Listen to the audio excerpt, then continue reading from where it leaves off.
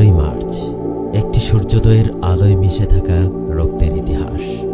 একটি দিন যার প্রতিটি মুহূর্ত আঁকা হয়েছে ইমানের দীপ্তিতে, ত্যাগের গাথায়।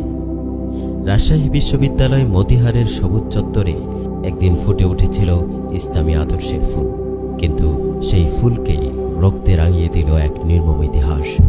11ই মার্চ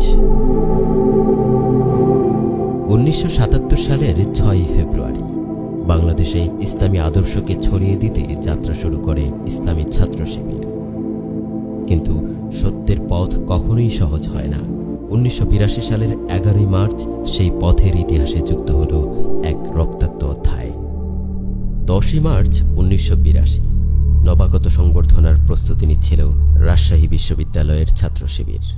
শান্তির এই আয়োজনে আগুন লাগাতে উদ্যত হল একদল দুর্বৃত্ত। ছাত্রলীগ, ছাত্রমৈত্রী, ছাত্র ইউনিয়ন ও জাসদের সশস্ত্র গুন্ডারা পরিকল্পিতভাবে আক্রমণের ছক কষে।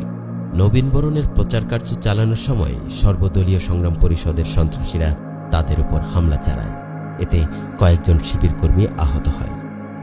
11ই মার্চ সকাল 9টা কোরআন তিলাওয়াতের মধ্য দিয়ে শুরু হতে যাচ্ছে নবাগত সংবর্ধনা অনুষ্ঠান। অপরদিকে পূর্ব পরিকল্পনা অনুসারে ছাত্র সংগ্রাম পরিষদের সশস্ত্র সন্ত্রাসীরাও পাশের শহীদ মিনারে সমবেত হতে থাকে।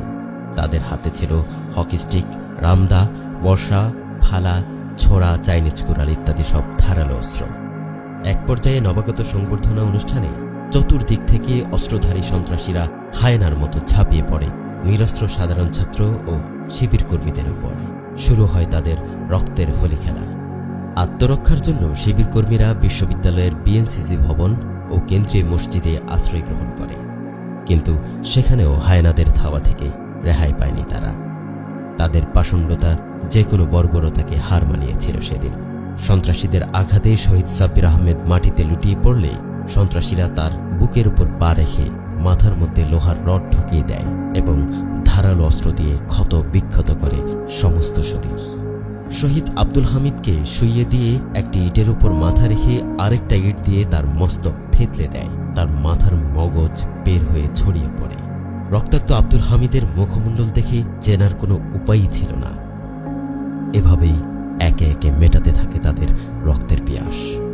শহীদ হয় সাব্বির, হামিদ, আইয়ুব ও জব্বার।